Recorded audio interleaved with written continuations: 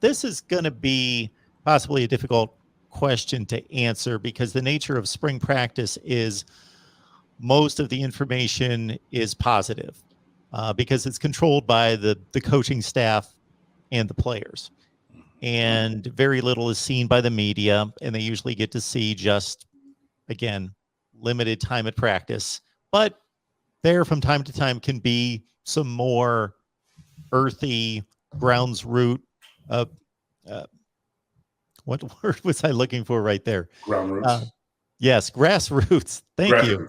Grassroots type information coming out, leaking out from practice. That is a little bit more authentic and real about the situation. Have we heard anything that would be a little bit more of the negative variety of anything coming out of practice?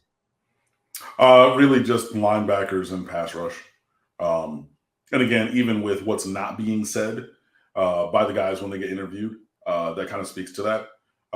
There have been some clips of Jacoby George really being athletic and acrobatic and things like that. There's pretty much been one single defender in those clips on the other side of these incredible catches and moves. So, if you know, and if you see it, you see it. But after a while, it's like, is that the same one? No, this is a different day and this is a different play. But it's like, oh, he's beating that guy again, beating that same guy again, who's good. And I think he's going to play. But, maybe I think that there's a little disparity there. So those have been some of the things. And I think the offensive line is fine so far. But I'm really looking to see what's going to happen when Jalen Rivers comes back, because somebody on the offensive line on that right side, right guard, right tackle, probably guard because that's where he was playing. Somebody on that right side of the line is getting up out of Jalen Rivers' seat. So keep it warm, go through whatever you got to do now, but just know when big 6'4", that's his jersey number 64, when 6'4" come back, he's going in the starting lineup. I don't know what's going to happen with it. I just know he's going to start.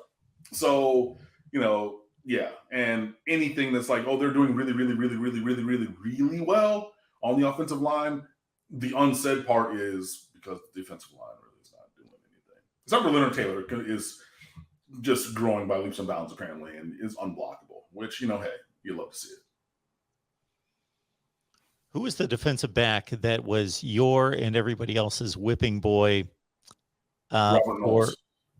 Yes, until the final season of his career, right? He pulled it together and turned in a pretty respectable Really did, and it took about 6 weeks for people to really join the train and see that. But no, he was abjectly terrible and then came back as a senior and serviceable. He was a rotation level player at Miami, and that was such a big step forward for him.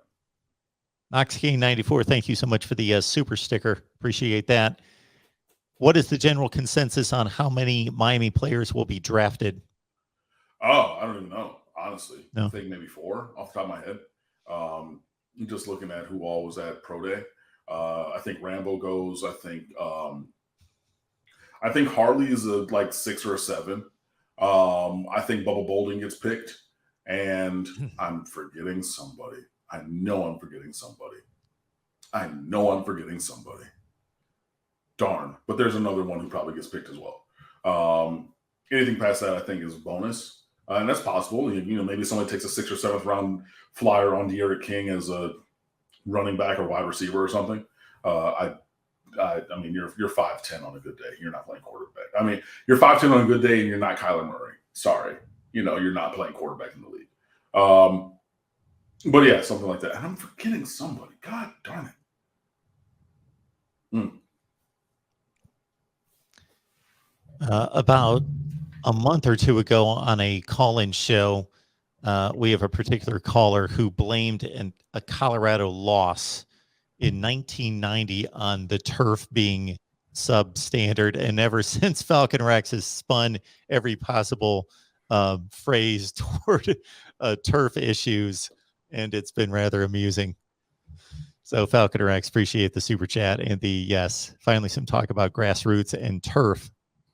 He wanted me to shoot a video on turf and how teams have lost games based on turf tripping players at the 5-yard line.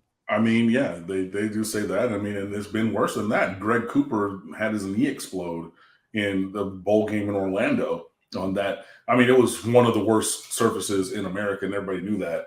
And they had like state championships up there around the same time and things like that, and whatever. It was really bad. And he went to cut in a bowl game. He might have been running a straight line. Either way, it was completely non-contact, and you saw it as soon as it went down. Like, oh, okay, well, that's a ACL, MCL, PCL. Like that's his knee pretty much exploded because of that. So, it's cost people games, and it's cost people millions of dollars. So, glad to see that things are going in a positive direction in terms of the turf, the pitch, as it were.